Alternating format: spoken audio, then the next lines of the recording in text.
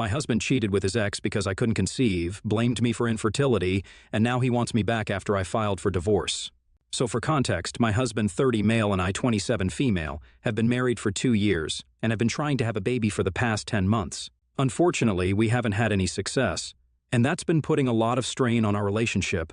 For the last few months, I really want a baby, and I know he does too because he's always talked about starting a family, even while we were dating. This is something we had in common, our desire to have a child, and that's also why we didn't waste much time after getting married and began to try to conceive. I've been disappointed by the negative results, but I always tried to hold it together. He didn't do the same and would get upset every single time, and then wouldn't speak to me for the next few days because he needed his space. His behavior would make me feel really guilty, as if it was entirely my fault that we weren't getting pregnant. About 6 months ago, I suggested that we get tested because even then he was acting out every month when we'd realize we weren't pregnant yet again. He's the one who turned that idea down, saying that we didn't need to waste our money on tests, we just had to keep trying.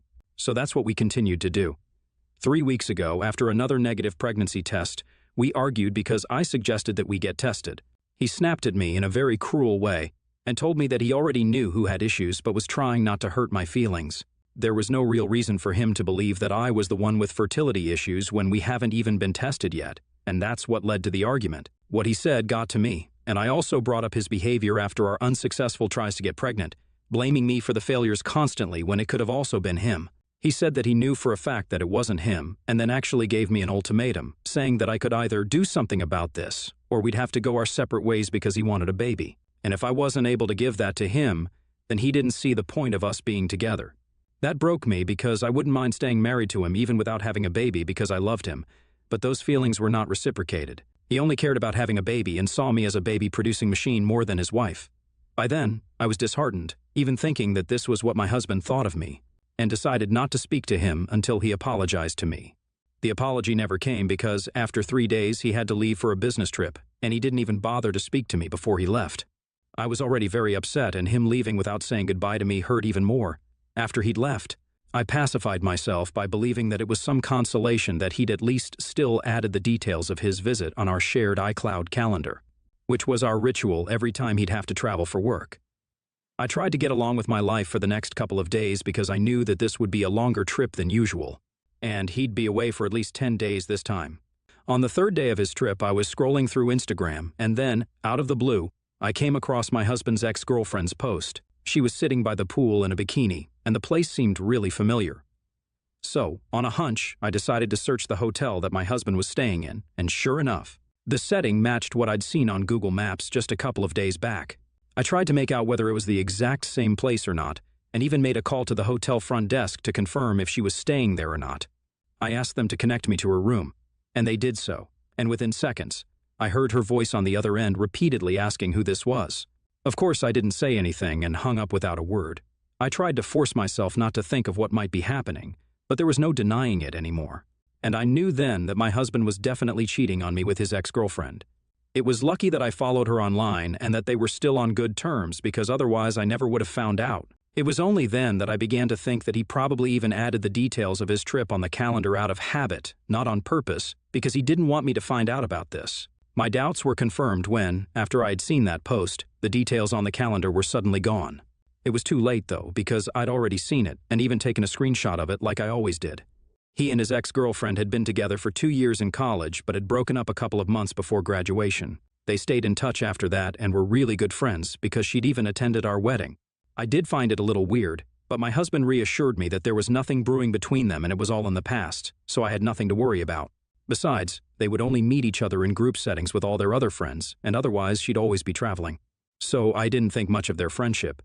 She'd been nice to me, so I'd been following her Instagram account for a few years now, but I'd never imagined that it would actually come to my rescue someday.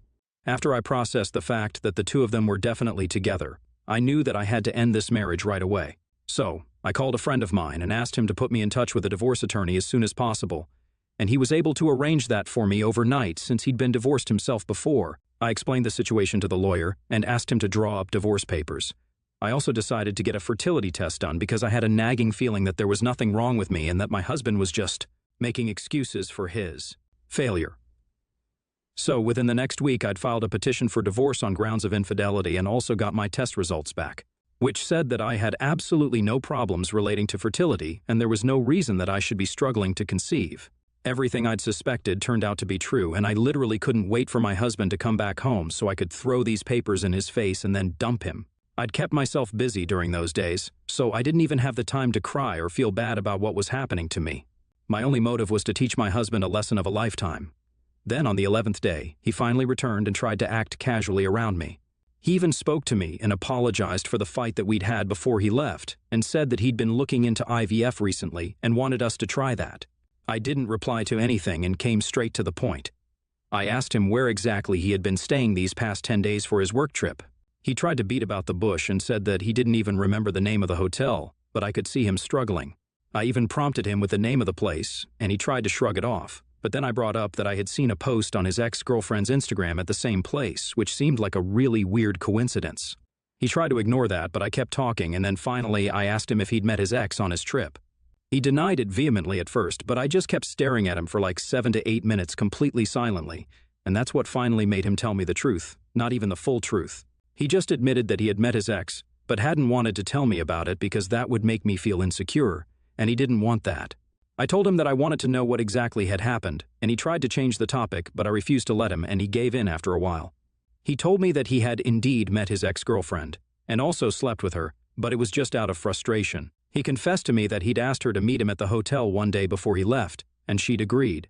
Initially, he just intended to confirm if he was the one with fertility issues or not because he remembered very clearly back in college they'd broken up because his ex had accidentally gotten pregnant while they were together, and he believed that it had been because of him. Unfortunately, when he discussed this with her, she confessed that she'd been cheating on him with another guy at the time, and the baby might not have been my husband's. He was disappointed and wanted to fly back home, but his ex convinced him to stay, and they ended up sleeping together because he claimed that he'd just fallen weak now that the last hope that he had was also gone. He was just frustrated and couldn't take it anymore, so he slept with his ex-girlfriend. He explained everything to me really calmly as well, as if it was a very reasonable thing to do. He then told me that the reason he'd gone to his ex to confirm if he was the one with fertility issues or not, instead of just getting tested, was that the latter was much more terrifying and definitive. Jumping through hoops to arrange a secret holiday with his ex, only to ask about an accidental pregnancy that had happened ages ago, however, was a lot more convenient. Sleeping with her after that was even more convenient. He told me that after he learned that the pregnancy that his ex had terminated in college might not have been caused by him, he decided to get tested at a hospital there, and it turned out that he was actually the one with fertility issues and not me. He also realized that his ex had used him because she'd only stayed at the hotel for the first 5 days out of 10 days, and after the 5th day, she'd taken off but promised to keep in touch. Of course, they'd spent the night together, but instead she blocked him the very next day, and he realized that this had been nothing but a one-off thing for her and not the emotional reconciliation that he'd hoped for. He told me that he was sorry about everything, and that he'd only done these things because he was frustrated and really wanted a baby and a family of his own. And then he said to me that he'd realized that he'd screwed up, but he was still willing to give our marriage one last chance. He was willing to give our marriage one last chance because it was apparently his call to make in his head. That's when I burst out laughing and didn't stop laughing until I handed over the divorce papers to him, along with the results of the fertility test. After going through those papers, he began to tell me that this was all really unnecessary and that we could still make things work, but I just didn't say anything. I already had my bags packed, and I'd been recording our entire conversation on my phone all along, so I was good to go. After he told me the entire story of what had happened on his trip, I didn't need to waste more of my time arguing with him, so I decided to walk out that very instant. He got to his knees and started begging me to forgive him once he saw that I'd already packed my bags, but there was no changing what he'd done. So I ignored him, dragged my stuff to my car, got into it, and drove off, leaving him crying in the front yard. I drove to a friend's house since I'd already asked her if I could live with her until the divorce had been sorted out, and she'd very kindly agreed to that. This was a friend of mine from college, and my husband doesn't know where she lives, so I know he won't be able to find me either. It's been almost 3 days since I left, and he's been texting me every day, but I haven't opened even a single text of his. I thought that he would give up eventually, but then today, I received a call from my in-laws instead. My mother-in-law was totally out of control and was demanding that I return her son's calls or respond to his texts right that instant.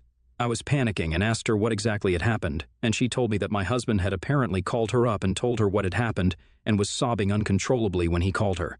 He had even said multiple times that now that I was gone, He didn't see the point of going on with life anymore, and that he didn't even know what to do with himself since he now knew that no matter how hard he tried, he'd never be able to have the life and family that he'd always wanted. That had shattered him. He had been so hysterical that my mother-in-law was afraid that he'd do something to himself and wanted me to call him back right that second. Now, I think it was a little cruel, but when I heard all of that, I got really upset because that just sounded like he was trying to make me feel guilty for looking out for myself.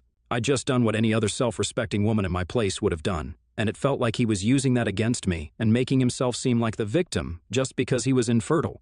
So instead of calling him, I told his mother that he could do whatever he wanted to because now I wasn't his wife anymore because he cheated on me. She was shocked and said that I was being cruel, but I didn't really care and told her that her son deserved it because that's how upset I was. Then I hung up before she could waste more of my time and tried not to think about these things. Then about an hour ago, my husband texted me again, and this time I finally opened the text. It said that he was finally feeling better and I didn't need to respond if I didn't feel like it, but he told me that the way I'd reacted to the news of his breakdown had been nothing short of heartless, and now he felt like I'd never even loved him at all. He said that he wanted me to understand that he was also suffering right now, and it wasn't just me who was going through a tough time because he was literally infertile and would never be able to have kids of his own, so I should have been kinder to him. So, ITA for refusing to talk to my husband when his mother called me and told me that he was having a mental breakdown after he cheated on me. Update 1 3 days since the original post. And before I begin, I just want to thank everyone who responded. It was nice of everyone here to be so supportive and kind to me. I get now that I should have dumped him as soon as he started blaming me for failing to get pregnant. But I'm not the kind of person to give up on relationships easily unless they show me for sure that they're not worth it, which he did by cheating on me. I didn't get back to my husband because there was no point. The reason he and his mother had tried to call me was because they wanted to guilt trip and emotionally manipulate me into coming back to him. But I wasn't going to let them do that to me. I was also suffering just as much as he was, and even more so because I was the one who had been cheated on and had lost my marriage in less than a day. So, for him to even insinuate that he was the victim of a situation like this was just ridiculous. He wasn't the victim, he was just pretending to be one so that it would be easier for him to manipulate me and make me seem like the bad guy for not caring about him after he literally slept with a woman he told me he had. Nothing going on with, not just once but multiple times. So, pardon me if I'm not so quick to forget that, and forgive him as if nothing had even happened. He has been texting me continuously again. But I've just muted him and haven't opened his chat since the last time he texted to tell me that I was being cruel to him. He has a couple of weeks to respond to the petition, but I'm sure he's going to try and get the divorce canceled somehow and is going to go out of his way to persuade me not to go through with it. But he doesn't know that I've already given up on him and this marriage, so it's just a waste of time for him to try and convince me otherwise. I could have forgiven him for the infertility because it wasn't his fault, and I could have forgiven him for behaving badly, but I just cannot forgive him for cheating. Update 2, so I had to go back home today because I'd realized that I'd unfortunately left a really expensive bracelet back there, which my dad had gifted me. It had been a big mistake on my part to forget about something as important as that while packing, but I was just feeling really out of it at the time. I wanted to go back home at a time when my husband wouldn't be there, but I knew that would be weird, and I didn't want to sneak into a place I used to call home like some burglar. So I steeled myself and went there after work today without caring about whether my husband would be there or not. He seemed very happy to see me at the door and even tried to hug me because, I guess, he hadn't noticed that I wasn't even smiling, and neither was I looking at him. I pushed him away when he tried to hug me and told him that I was just there to collect some of my jewelry and then I'd be on my way. He seemed disappointed and told me that I was being heartless right now. Then he said that it was just one incident, and I could just forgive him and move on instead of making such a big deal out of it. He even tried to tell me that he'd come to me himself and confessed, so I should at least take that into consideration and forgive him because at least he didn't lie to me. I had to try very, very hard to control the urge to slap him so hard that he'd land up in outer space and try to ignore his meaningless blabbering. He continued to talk about how he had no contact with his ex now and that was his choice and not hers. She's the one who had blocked him and not the other way around. He'd have been more than happy to continue speaking to her even now had I not found out about them. Once I grabbed the box my bracelet was in, I was ready to leave, but he stopped me and blocked my way out of the bedroom by standing there in the doorway.